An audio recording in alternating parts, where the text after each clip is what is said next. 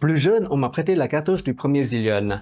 À l'époque, la grande nouveauté pour un jeu d'action, c'était de pouvoir incarner 3 personnages différents. Il y avait Apple, rapide mais fragile, Gigi le héros polyvalent, et enfin Champ, le tank de l'équipe, très résistant mais avec une vitesse de déplacement semblable à celle d'une tortue. Inutile de vous dire qu'esthétiquement, ma préférence allait d'abord vers le personnage féminin et sa longue chevelure sombre. C'est d'ailleurs un trait visuel pour lequel j'ai toujours eu un faible, que ce soit pour Madoka, Kyoko ou l'héroïne de Valis. Le problème, c'est que je me suis retrouvé face au boss final un peu par surprise. En ce temps-là, il n'y avait pas de cinématique ni d'orchestre d'ambiance pour vous prévenir. Je suis passé par un couloir et paf, il est apparu. Après avoir vu l'héroïne et les héros se faire dézinguer, c'est finalement avec le tank que je remporte la victoire. C'est ici que le piège se referme. Un minuteur s'enclenche et je dois sprinter jusqu'au vaisseau avant la fin du décompte. À la vitesse où le personnage se traînait, j'ai juste regardé le Game Over défiler. Ce dossier est donc une revanche personnelle, mais aussi une redécouverte. Bienvenue dans le dossier Akai Kodan Zillion.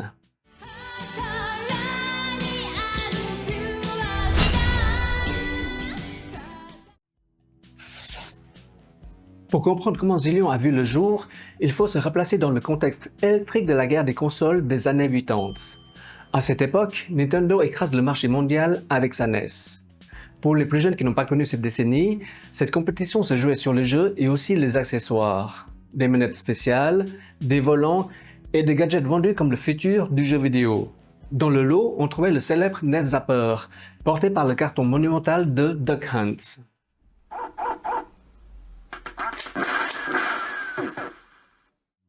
Pour Sega, la riposte est impérative.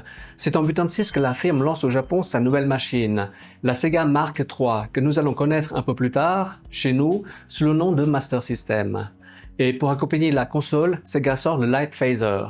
The Sega Master System comes with power-based 2 control pads, Light Phaser and 2 great video games.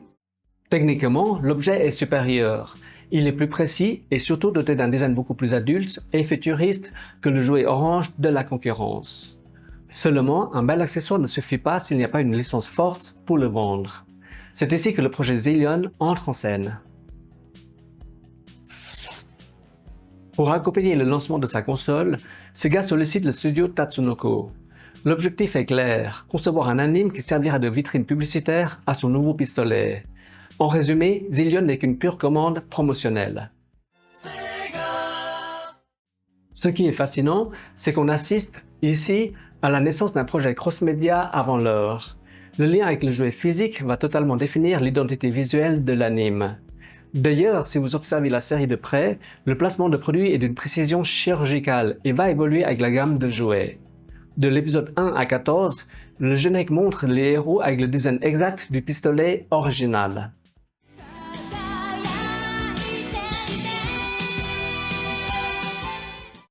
Ensuite, à partir de l'épisode 15, le générique change subtilement avec des armes plus sophistiquées. Sega pousse d'ailleurs le vice en faisant apparaître Opa Opa, la mascotte de son jeu Fantasy Zone, directement dans l'anime.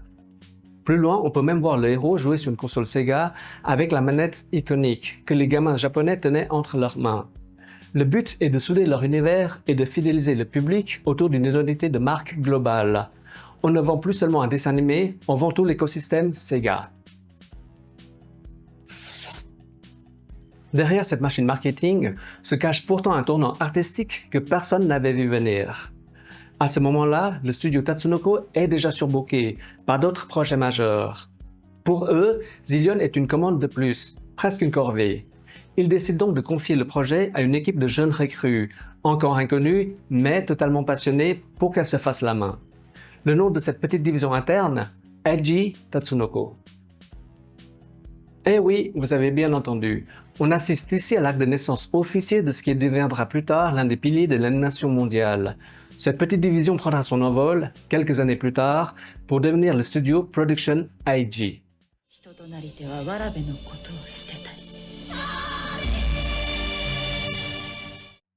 C'est cette combinaison improbable entre des jeunes talents qui ont tout approuvé et une occasion commerciale qui va donner à Zillion son statut si particulier. Ce qui devait être qu'une simple publicité pour jouer se transforme sous nos yeux en un laboratoire créatif. une œuvre qui, à son tour, va finir par inspirer d'autres studios d'animation. Gardez ceci en tête. Nous avons donc une bande de jeunes talents qui ne se contentent pas d'exécuter une simple commande. Ils injectent une rigueur incroyable dans le design technique et l'animation. C'est grâce à eux que la franchise va acquérir cette aura culte, dépassant de loin le simple produit marketing. Visuellement, Zillion est le parfait ambassadeur de la philosophie Sega Blue Sky, la fameuse couleur du logo. Contrairement aux univers souvent sombres que l'on retrouve chez la concurrence, Eiji Tatsunoko mise ici sur des couleurs éclatantes. On y voit des blancs immaculés et des bleus vibrants qui symbolisent la modernité et l'optimisme de la marque. Cette luminosité, on la retrouve d'ailleurs aussi directement dans le gameplay du premier jeu Zillion. Pour l'époque, on est loin du simple jeu de tir basique. Le titre propose une aventure faite de labyrinthes, de puzzles et de systèmes de code. Sa suite, Zillion 2, s'orientera davantage vers l'action plateforme, mais conservera toujours cette charte graphique si particulière.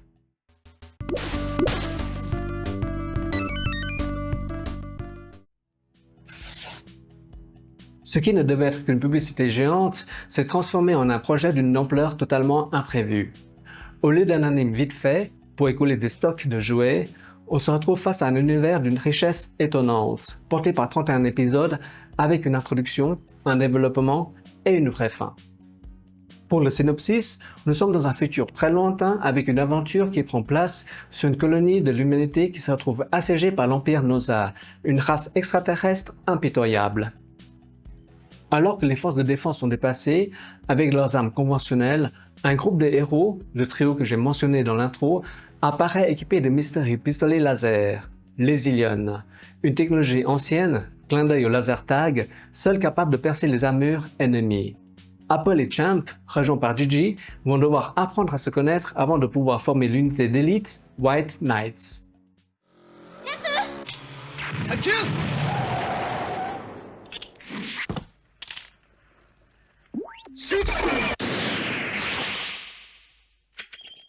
Anecdote amusante, à l'époque, l'anglais n'était pas aussi accessible que maintenant.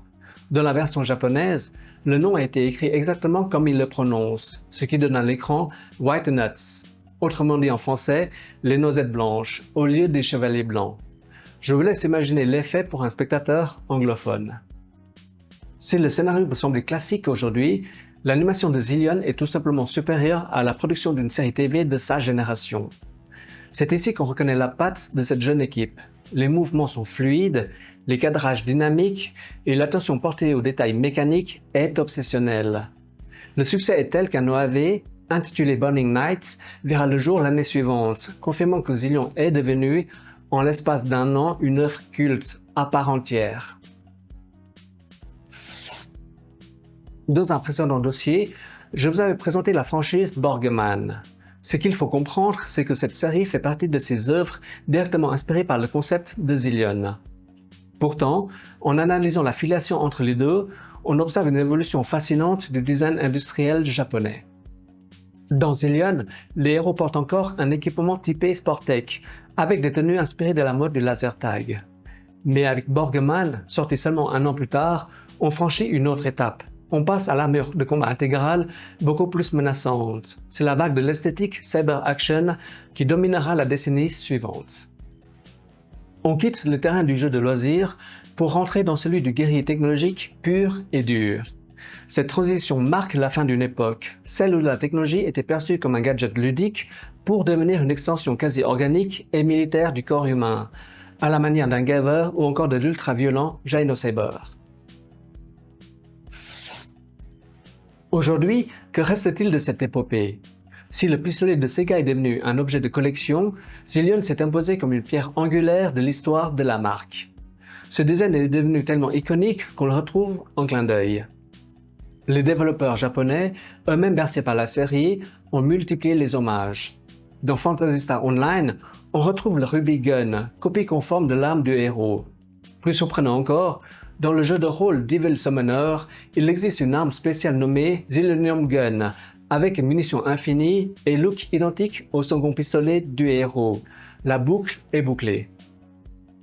Si de nos jours, on cite moins cette franchise, Zillion représente pourtant un pur produit de sa décennie, mais aussi un pan de l'âge d'or du jeu vidéo, celle de la guerre des consoles entre Sega et Nintendo.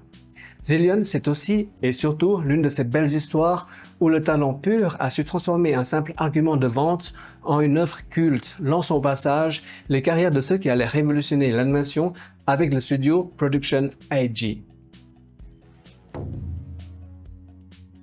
Voilà, nous arrivons au terme de ce dossier. Comme d'habitude, j'ai été bien au-delà de la fiche Wikipédia pour vous faire visiter l'histoire derrière ce titre. Si cette approche vous a plu, n'oubliez pas le pouce bleu et l'abonnement pour ne rien rater des futures explorations. D'ailleurs, est-ce qu'il y a d'autres jeux de cette époque qui vous ont marqué par leur univers ou leurs difficultés et dont vous aimeriez découvrir l'origine japonaise? On en discute dans les commentaires. Pour notre prochain dossier, nous changerons radicalement d'ambiance. Si dans celui-ci je vous ai parlé de l'éclosion du studio Production IG, nous resterons dans cette thématique des naissances épiques. Mais cette fois, je vous parlerai d'un studio né d'une équipe composée à 80% de dessinatrices, et non 100% comme la légende le raconte, puisqu'il s'agit de la jeunesse de Clamp. Ensemble, nous allons découvrir leurs secrets, leur style unique, et comment de simples amateurs ont fini par bousculer toute l'industrie. Sur ce, je vous dis à bientôt et prenez soin de vous, c'est plus important.